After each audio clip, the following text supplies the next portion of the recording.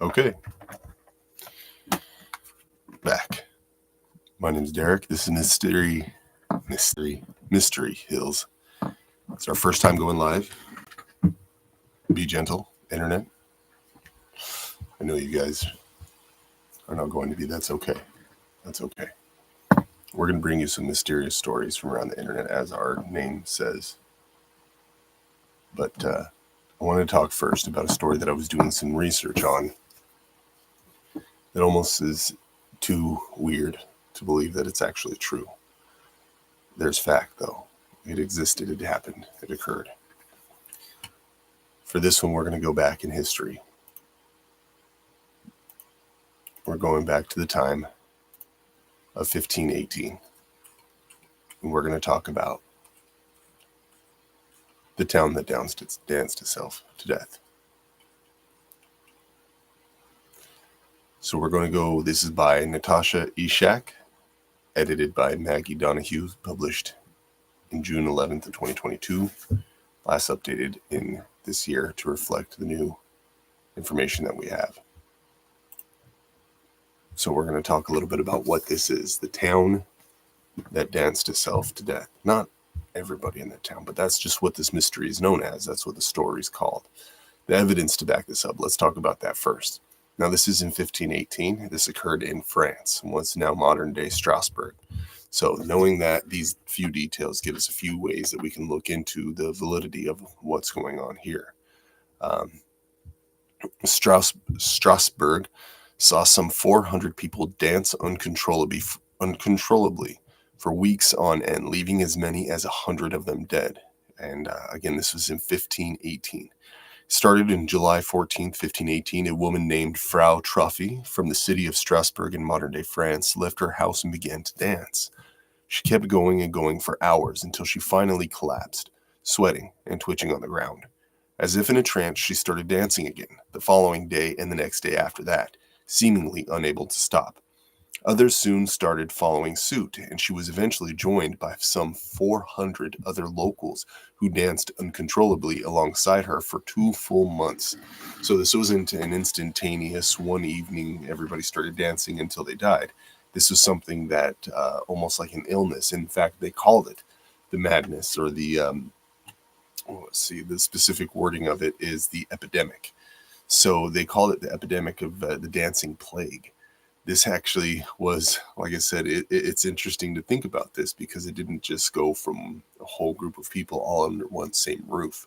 This was a collective over time, spreading from one person to the next, starting with our friend, what is her name here? Let's make sure we got that right, as one of the victims.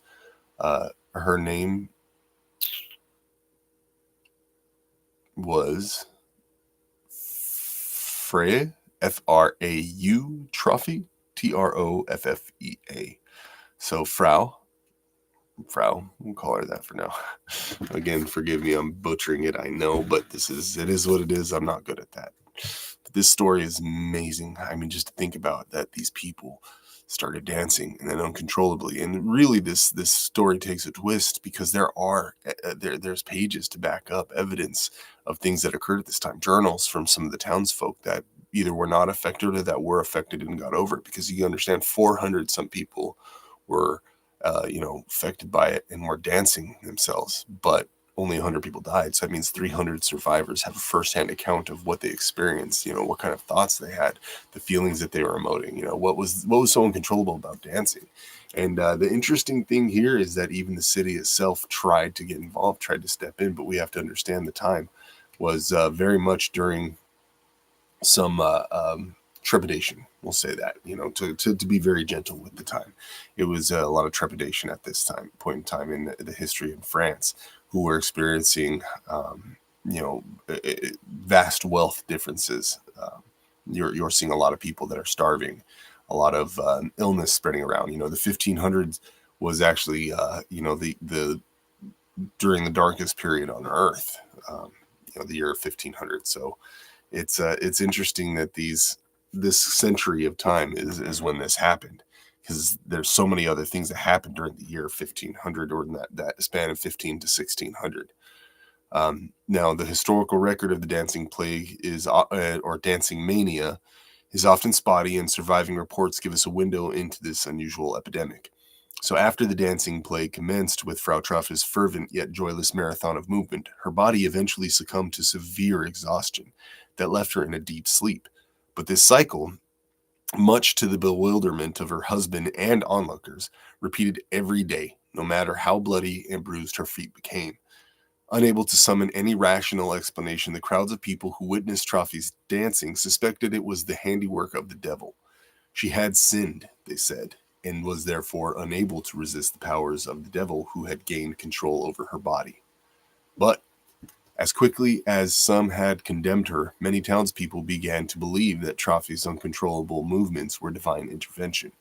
Locals in the area believed that the lore of Saint Vitus, a Sicilian saint martyred in 303 AD, who was said to curse sinners with uncontrollable dancing mania if angered.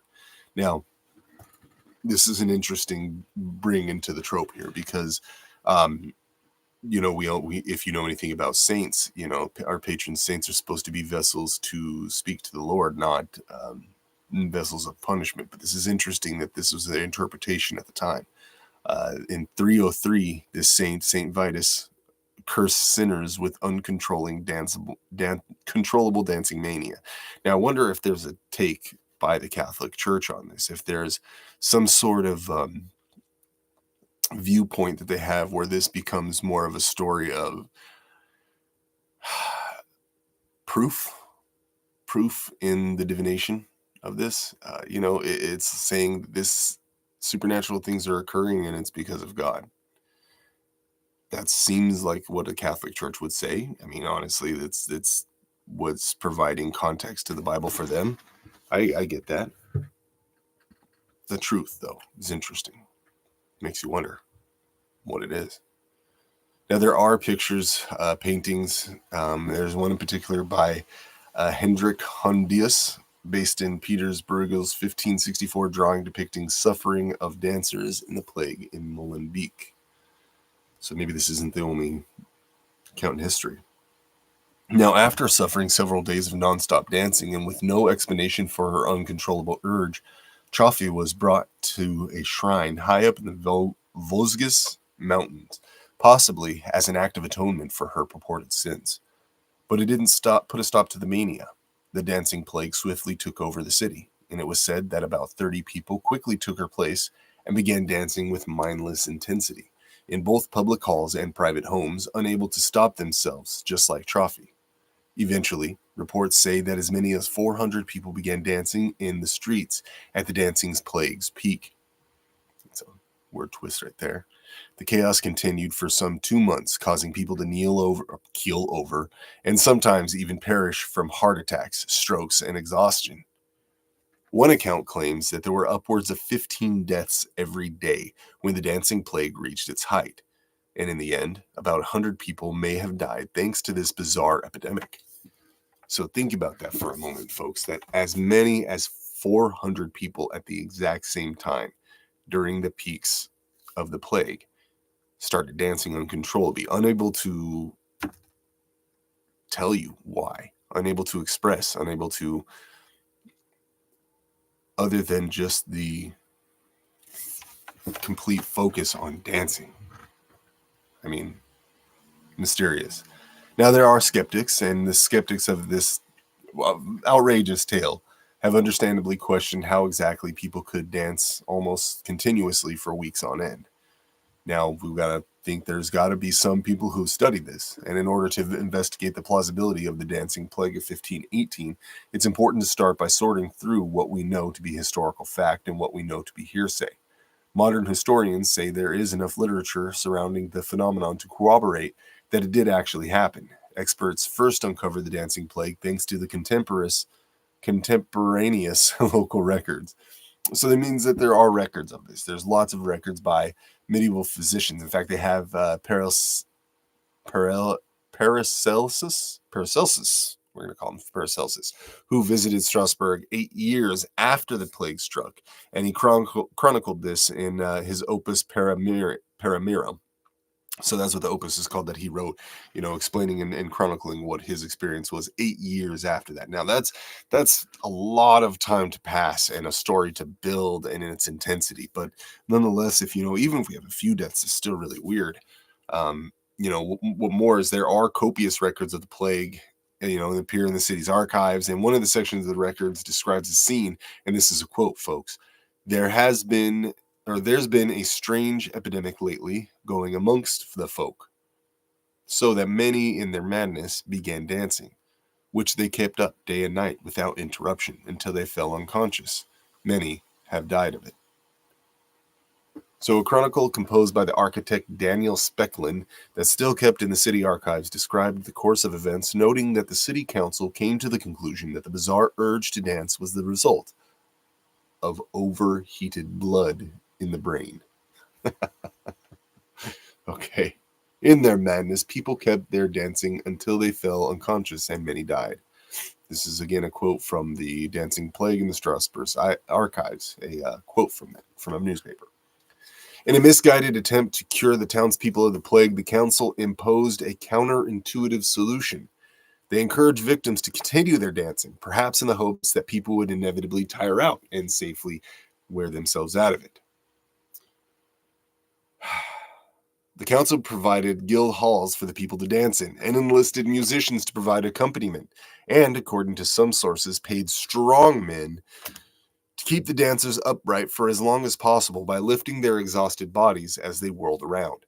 After it became clear that the dancing plague wouldn't end anytime soon, the council employed the extreme opposite of their initial approach.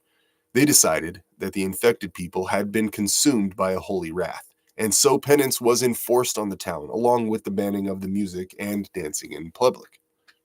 According to city documents, the delirious dancers were eventually taken to a shrine dedicated to St. Vitus, located in the grotto on the hills in a nearby town of Saverne. There, the dancers' bloodied feet were placed into red shoes before they were led around with a wooden figurine of the saint. Miraculously, the dancing finally came to an end after several weeks. But whether any of these measures helped and what caused the plague in the first place remained mysterious.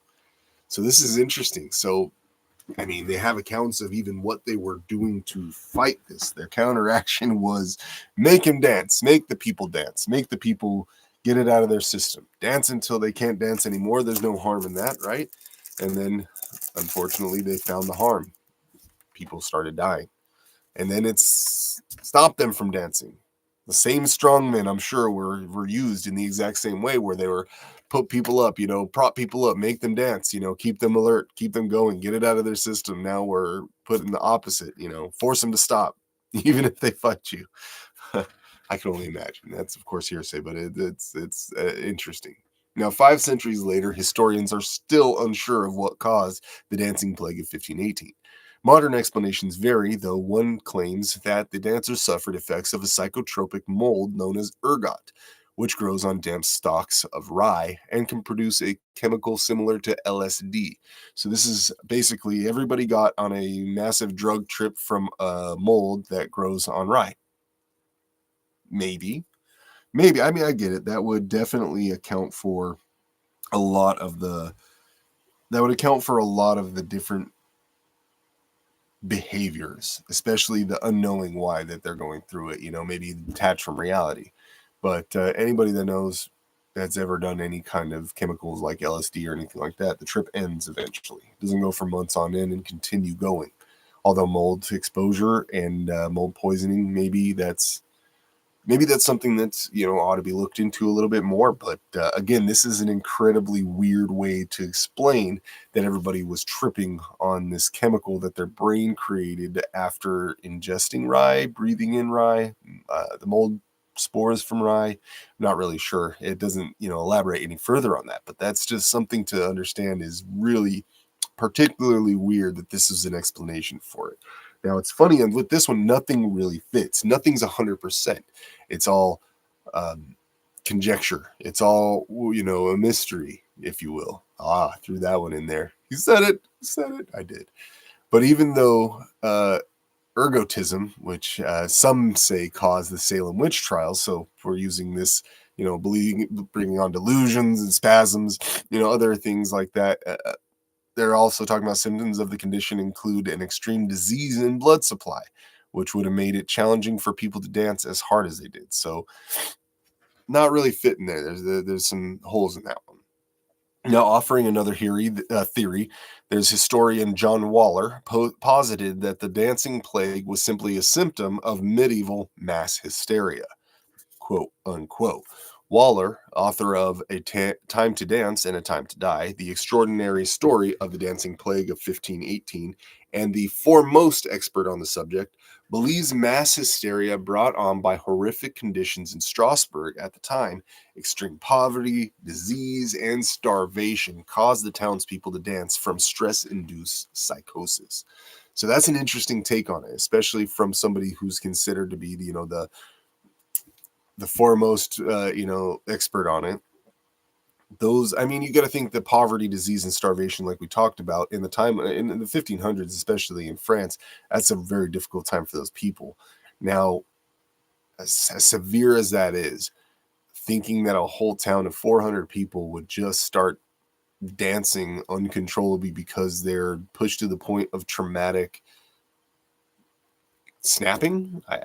Maybe they snapped, maybe they had, a breakdown. That's just what we say, snapped. I don't mean to be rude. It's, but just thinking that they had these mental anguish pushed to the point of suffering to that they would dance uncontrollably and inexplicably.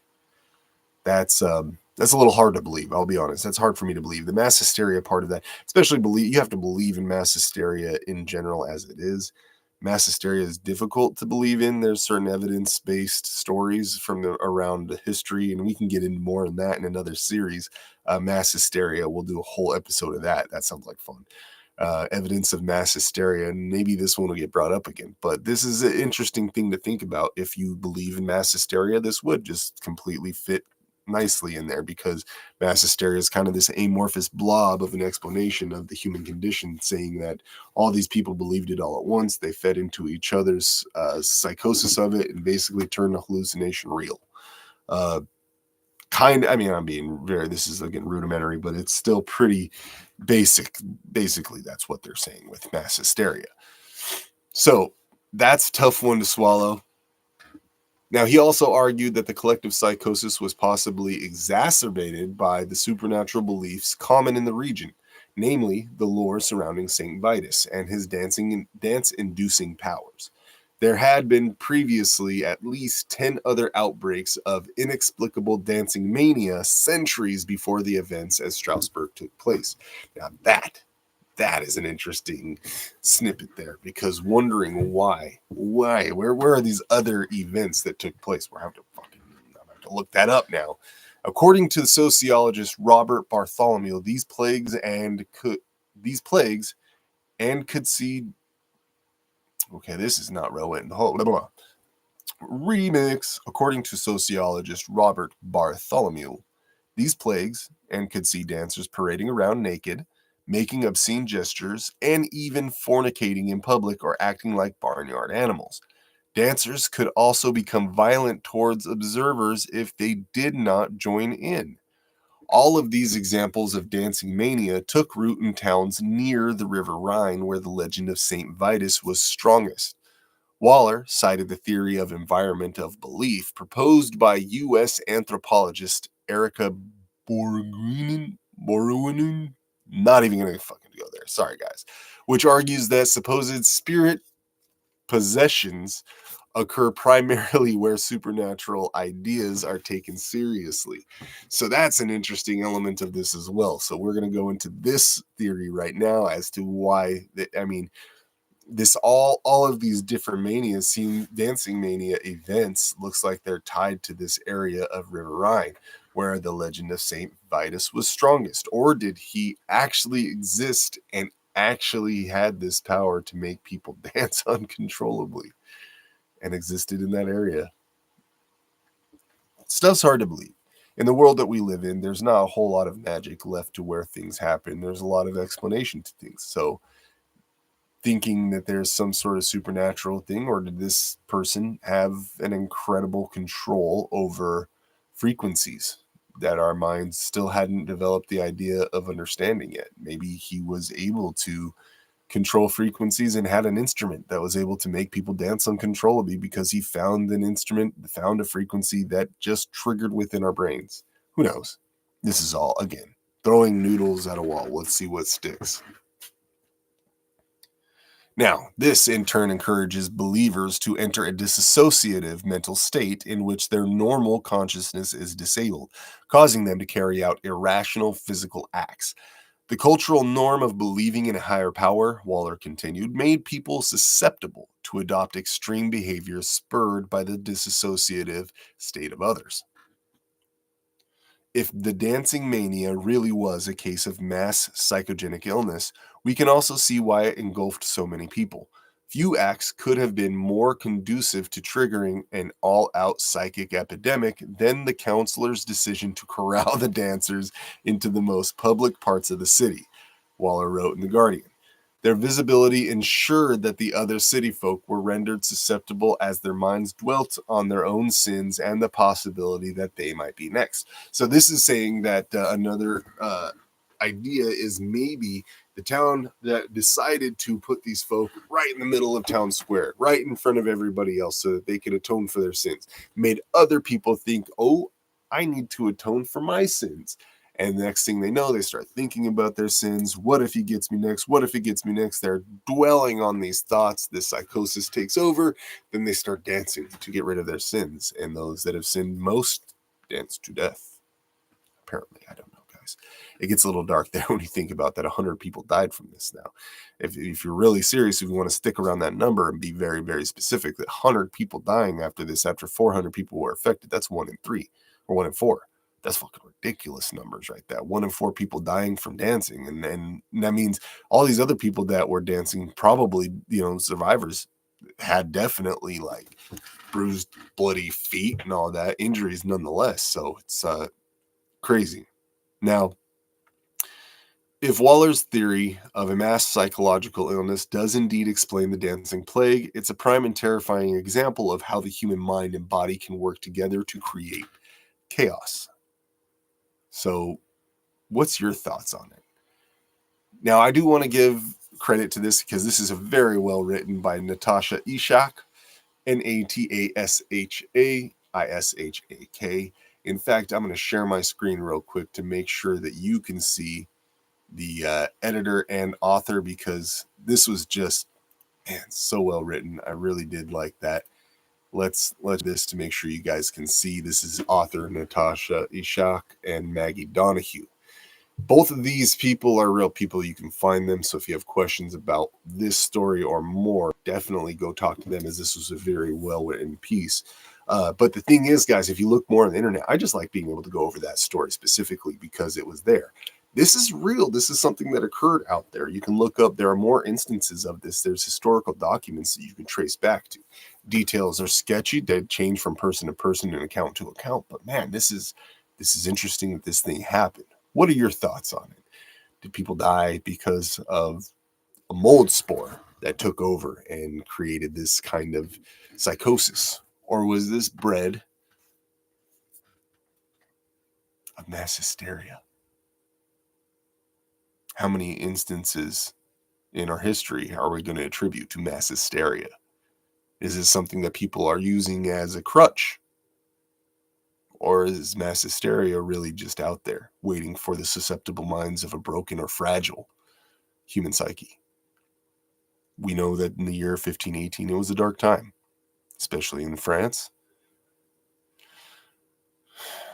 We could dive deeper into the horrific life that these people had to live at that time. I mean, food and poverty alone drive somebody mad, maybe. But this is interesting. So, this episode is entitled The Dancing Plague of 1518. We're going to do this again. Thank you for joining me. This has been a mystery. I'm Derek. Thank you for joining Mystery Hills. And if you have any stories, please send them to us. And I want to make sure we're going to put everything out there. dadsinlineforsuccess@gmail.com for any mystery submissions that you want to talk about. We're going to look into it. Of course, I always do a little bit of due diligence. I may miss details. If you have corrections, if you have anything that you'd like to let me know that I could do better, you're not going to keep it kind, internet. That's okay. Straightening my face, taking off my glasses, being less ugly. These are all things that I struggle with. I'm not fucking changing. So, anyways, spread love, positivity, and happiness. Hopefully everybody has a wonderful weekend. Take care. Mystery Hills.